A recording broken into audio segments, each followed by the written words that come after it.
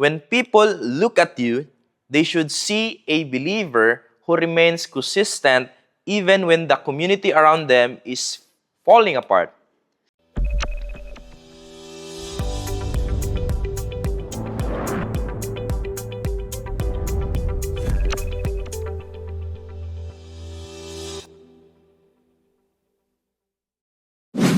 Hi there. Welcome to our daily manna. Have you ever taught someone and then seen them actually use what you shared? There is a deep gratitude we owe to God when we see them succeed. I once interviewed a teacher whose students are now doing great things in their careers. That teacher was so proud he never expected them to take his lesson and run with them the way they did. When you invest in someone and years later they are thriving, you feel a deep sense of duty to thank God. It is the only right thing to do because God used you to help them. This is exactly how Paul, Silvanus, and Timothy felt. They looked at the believers and realized that thanking God was a spiritual debt they had to pay because of the growth they saw. And let's open our Bibles in 2 Thessalonians chapter 1, verses 3 to 4.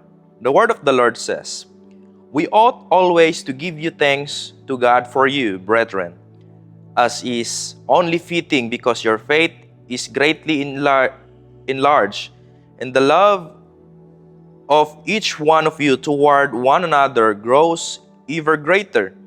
Therefore, we ourselves speak proudly of you among the churches of God for your perseverance in faith in the midst of all your persecutions and affliction which you endure." May the good Lord bless upon the reading of His Word.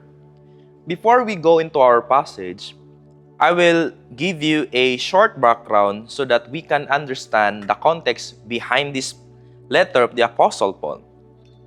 Apostle Paul wrote this second letter because the believers in Thessalonica were suffering. People were attacking them for their faith, and they were confused about the future. And Paul wrote to them and telling them, "You are doing it right. Keep going." He wanted them to know that their strength in the middle of a storm was a sign that God was truly with them. And this strength is exactly why Paul begins his message with deep gratitude, because they remain faithful during these attacks. Paul says, we ought always to give thanks. To him, this is a spiritual debt. And Paul feels he must thank God because their growth is undeniable. It is only fitting or proper response to seeing such a strong faith in God. My fellow believers in Christ, the way you live when life is hard is real proof of your faith. When you are struggling, when prices are high, when you face health problems, or when your family is in conflict, and you still trust God and love others, that is excellence. Your faith increases specifically when your troubles increase. Be a student who excels. Your life should be the reason your pastor or your parents thank God. When people look at you, they should see a believer who remains consistent even when the community around them is falling apart. The best way to honor the people who taught you about Jesus is to stay faithful when it hurts. You must allow your challenges to grow your love for others.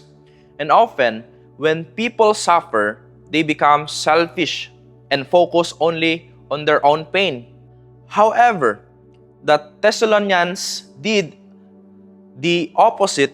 Their love for one another grow even greater when they were being persecuted. If you want to have a faith that makes you mentors proud, you must practice obedience when no one is watching and when everything is going wrong. This is my prayer to all of us. Let your perseverance be the evidence that the Word of God is alive in you. Be the kind of believer that makes it proper for others to praise God just by watching how you handle your affliction. Let us pray. Heavenly Father, we thank you. We thank you for the people who invested your truth into our lives. We ask the Holy Spirit to enlarge our faith and grow our love for one another, especially when we face trials and afflictions.